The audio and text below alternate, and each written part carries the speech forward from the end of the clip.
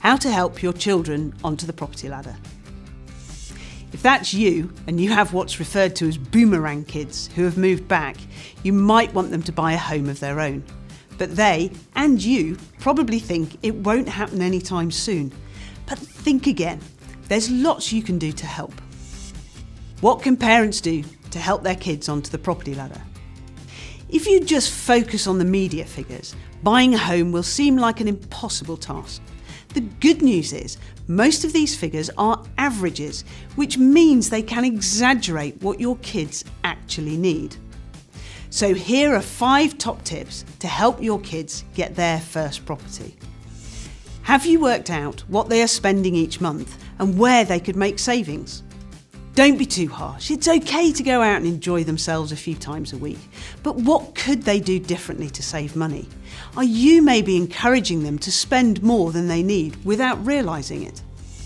Find out what properties really cost locally. You may hear that the average cost of a home is hundreds of thousands of pounds, or see that kids can't afford to buy in your area.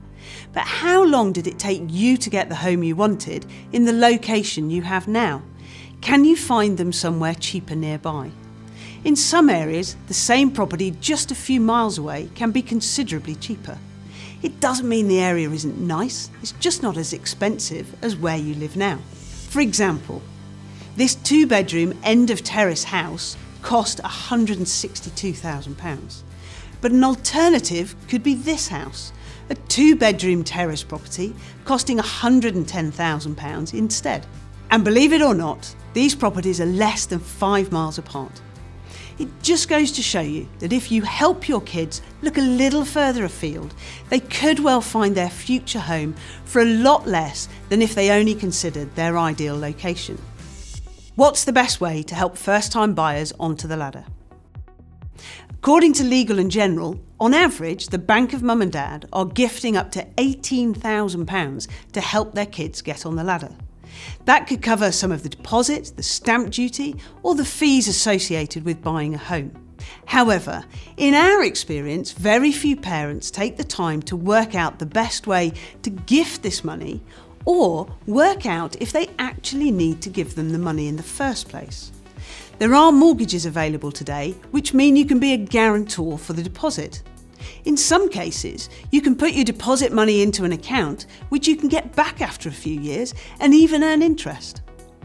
Don't forget, if you decide to gift money, it's important to protect it, just in case a partner moves in or there is a falling out and you need your cash back. What government help is available for first-time buyers? There are lots of schemes to help people onto the ladder. In particular, there are 2 government-backed schemes to help first-time buyers boost their deposit savings by up to 25%. Help to Buy ISA. If your kids don't need to buy right now, but want to start saving to buy in the near future, then the Help to Buy ISA could be for them. Help to Buy ISA essentially acts as a savings account with a few added benefits. The government will boost your savings by 25%. If you save £200 a month, the government will top it up by £50 each month. The maximum bonus you can earn is £3,000, assuming you save £12,000. However, the bonus is only paid on the day you complete on the property purchase, not at exchange when the deposit is normally transferred. So you will need to ensure your legal company is aware part of your deposit will be paid on completion via the government scheme. You may have also heard of lifetime ISAs. These are similar to Help to Buy ISAs. The government will boost your savings by 25%. You can save as often as you like. The maximum annual bonus you can earn is £1,000, assuming you save £4,000.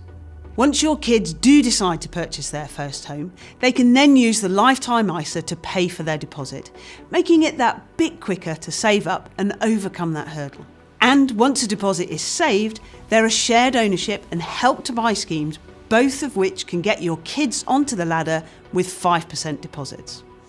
Can they buy with a friend or family member? If you have 2 kids living locally, or they have a friend, could they club together?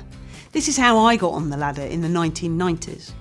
Could they afford to buy a 2-bed property and rent a room, earning up to £7,500 tax-free every year, perhaps using this income to pay you back the money you have lent them? The trick is, don't assume anything.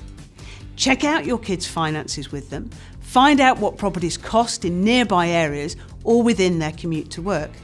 Then find out how much money they can save for a deposit and how much you need to contribute.